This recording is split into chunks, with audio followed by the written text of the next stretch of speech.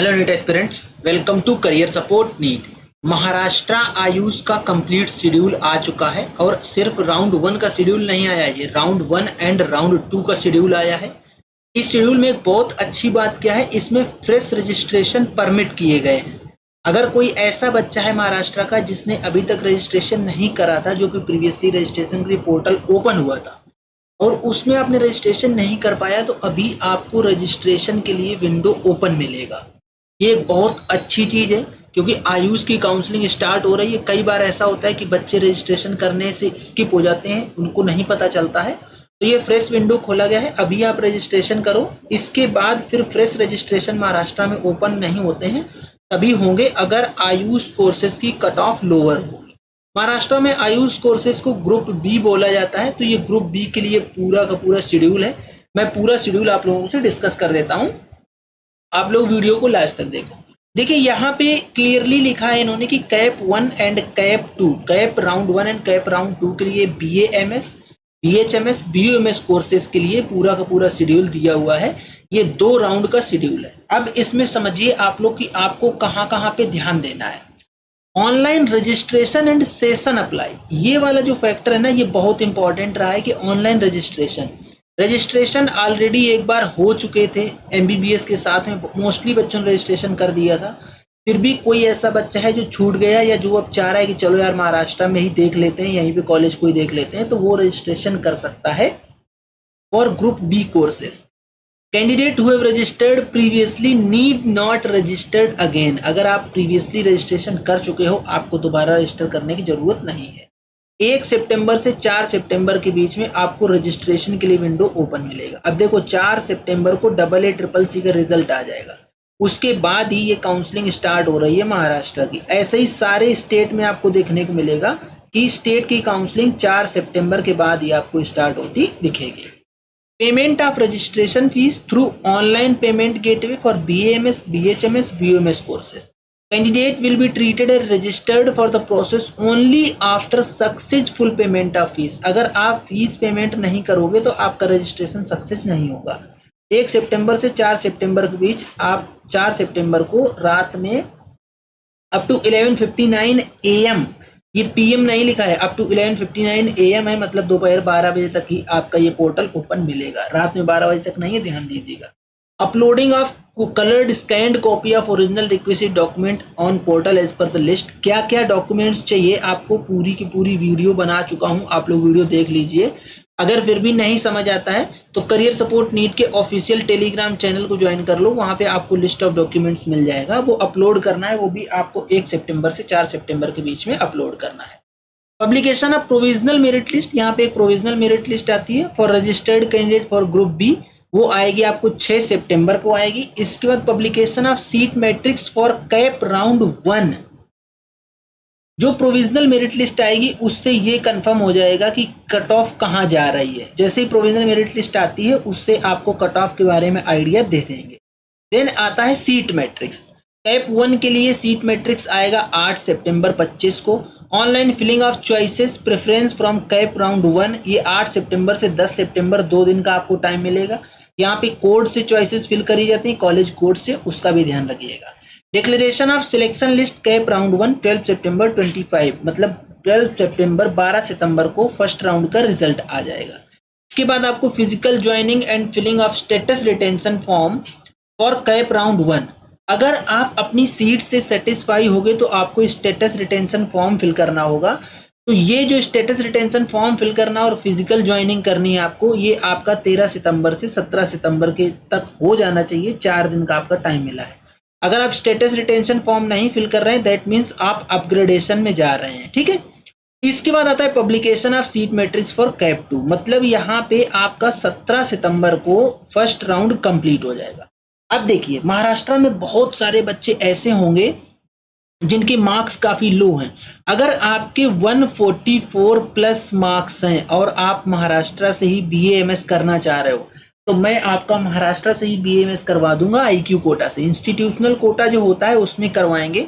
Institutional Kota में बस क्या होता है, थोड़ी सी जो फीस होती है वो फीस हायर साइड चली जाती है, क्योंकि इंस्टीट्यूशनल कोटा में बच्चे ज्यादा अवेलेबल रहते हैं और लोअर रैंक पे आपको सीट मिलती है।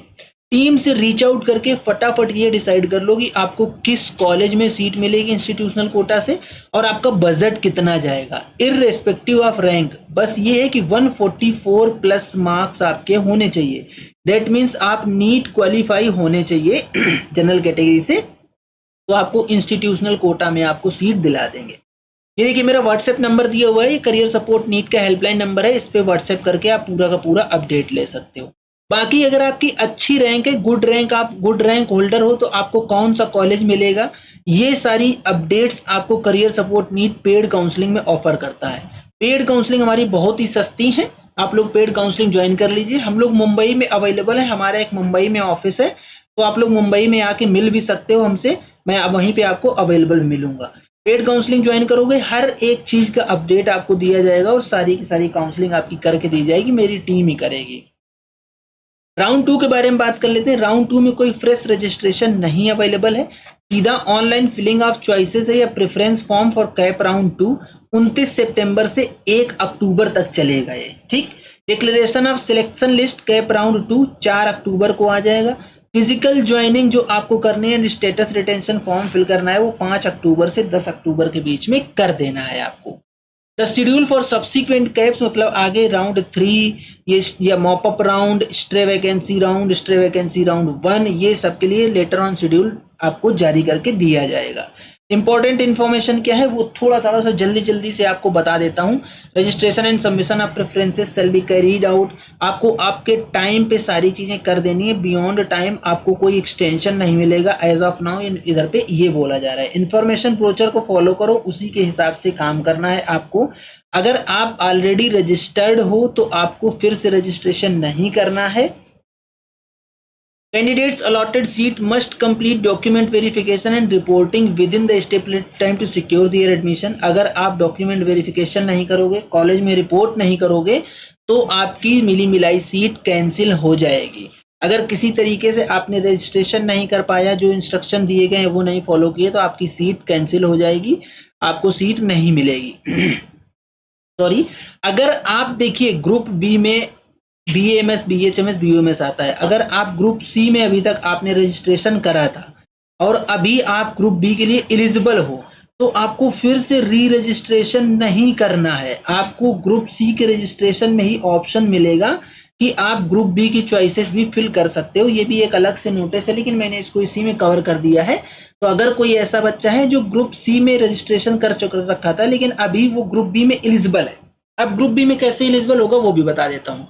देखिए पहले क्या होता था कि अगर आपको BAMS या BHMS करना होता था तो आपके लिए PCB में 50% मार्क्स होने चाहिए थे, मिनिमम 50% मार्क्स। लेकिन अभी क्या है, NCI-SM एंड NCH ने ये एलिजिबिलिटी हटा दी है। अब 50% मार्क्स की रिक्वायरमेंट नहीं है। तो अगर आपका ऐसा कुछ है कि आपने नीट एग्जाम दिया था और आपके 50% मार्क्स नहीं है PCB में, तो भी आप group B courses, that means BAMS and BHMS और BUMS कोर्सेज के लिए एलिजिबल हो।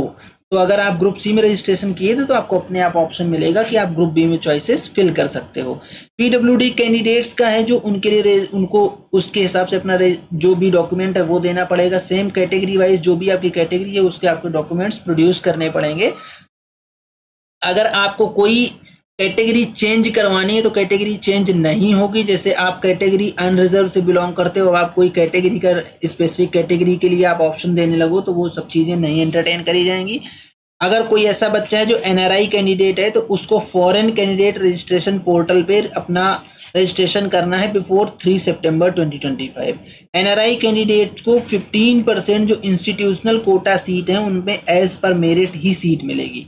यही जो इंस्टीट्यूशनल कोटा वाली सीट होती हैं, IQ सीट होती हैं, जो इन्हीं को बाद में जब NRI बच्चे नहीं मिलते हैं तो कन्वर्ट कर दिया जाता है, स्टेट के बच्चों के लिए ये अवेलेबल हो जाती हैं।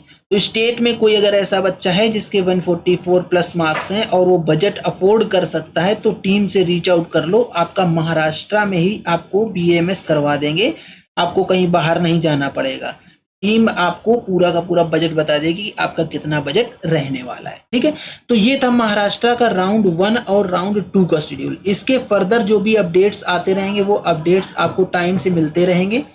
आप करियर सपोर्ट नीट का ऑफिशियल टेलीग्राम चैनल ज्वाइन कर लो, जिससे कि आप लोगों को प्रॉपर अपडेट मिलता रहे। वीडियो को ज्यादा से ज्यादा लाइक करो, चैनल को सब्सक्राइब करके रख लो, बेल आइकन दबा लो, जिससे कि आप लोगों को इस तरीके का अपडेट मिलता रहे। आज का वीडियो यहीं तक, मिलेंगे नेक्स्ट वीडियो में नई डेटा के साथ। तब तक के लिए बाय बाय।